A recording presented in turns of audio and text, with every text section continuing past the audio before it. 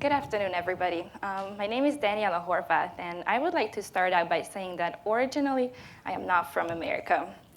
Normally, in my day-to-day life, this is not something I say to people straight out when I meet them. And I don't even need to say it, simply because after a few minutes of talking to them, they can hear my accent.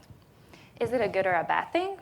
I'm not saying it's any of them. I'm just saying that accents are really important vocal cues that contain a lot of information about us.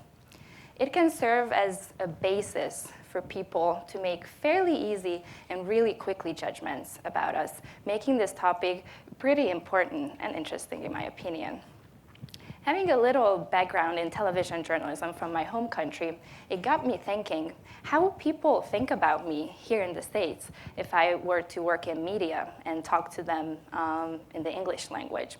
So I decided to devise a study around this question, and I'm posing this question to you to think about it in the remaining few minutes. So what happened in this study was that I was interested in finding answers for the whys and the hows, so I created a qualitative study, and I talked to people in little groups. In the first group, I served as the moderator because I'm the non-native speaker, but I was curious whether or not there are some differences depending on the person leading these group discussions. So the second group was moderated by a native speaker.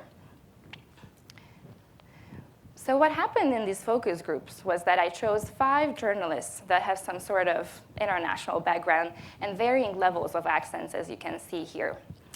At this point of the research, the participant did not have any information about the accents. They only saw the pictures.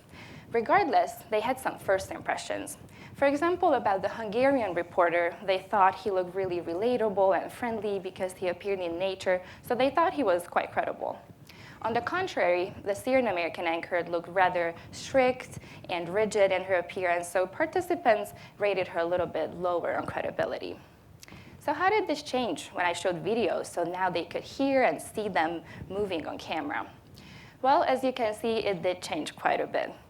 What we immediately can see here is that accent does matter. The first person had a mild accent, the last one had a really thick accent.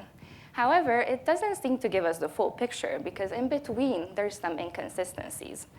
So what are some other factors that matter as well? Well, in the second picture, you see a reporter that had a heavy accent. However, participants told me that her presentation was so engaging that they found her really credible.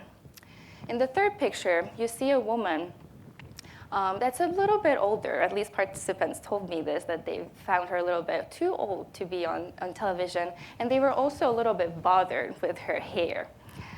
In the fourth picture, this reporter spoke in a very fast way, and participants told me that they just stopped completely listening to him simply because they understood the words, what he was saying, but they couldn't comprehend the message.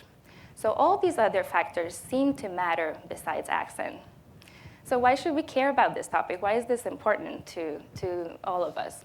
Well, people that are trying to work in the media, or even other people outside of the media, could utilize this type of knowledge so that we can not just only create, but present our messages in a way that it's credible in the public's eye, whether or not we have an accent. Thank you very much.